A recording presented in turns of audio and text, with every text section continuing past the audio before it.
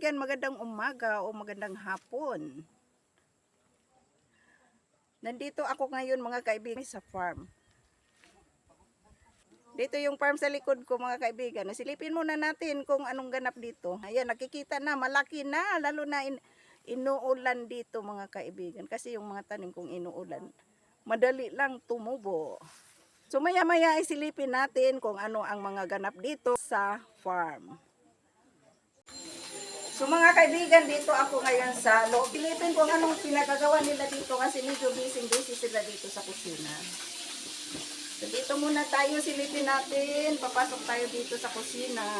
Shout out sa busy diha. Aha, naghuhugas siya. May mga niluto na pala dito mga kaibigan. Ayan, dito sa kusina, busy. Shout out dyan sa mahabang buhok. Silipin natin kung anong niluluto dito kasi nagkado-kado na. Ito pala mga kaibigan, ang kinabisihan nila dito sa kusina. Unsa man ang inyong niluto diha dai. Adobong manok man.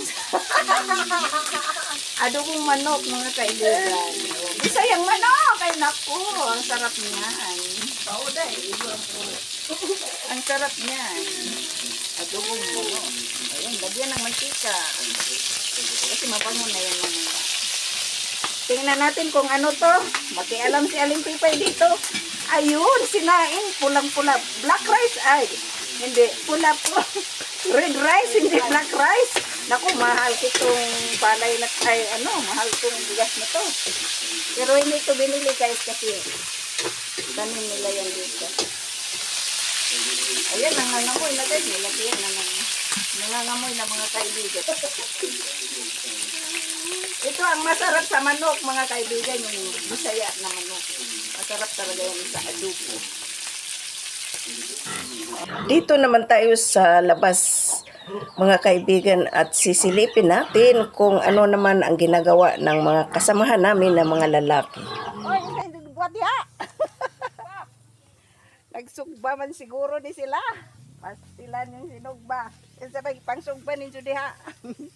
Kasi mag alas 10 na ng umaga mga kaibigan. Ito, nagluto sila ng inihaw na baboy guys. So ito yung kaganapan dito ngayon kasi magtanghali na. Ayun, nagluluto sila. Ako ay nagbidyo-bidyo lang at mamaya ay kakain lang. Mayroon na silang mga niluto kaibigan pagdating namin. Nakapagsaing na sila ng kamote, kamuting kahoy. Ang daming ulam dito mga kaibigan ngayon. Busy sila. Oh. May naghihiwa na. So, naluto ng lahat, kaya dito na tayo sa labas at kakain na. Ready na ang tibon. Ready na. Ito ang aming mga ulam mga kaibigan. May balanghoy, kamuting kahoy, may kamuti. May sinugba, may adobo.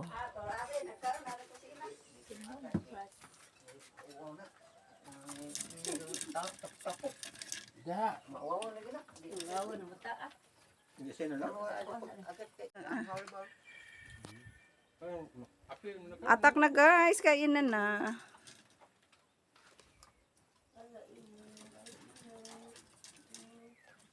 Mag-imong daga.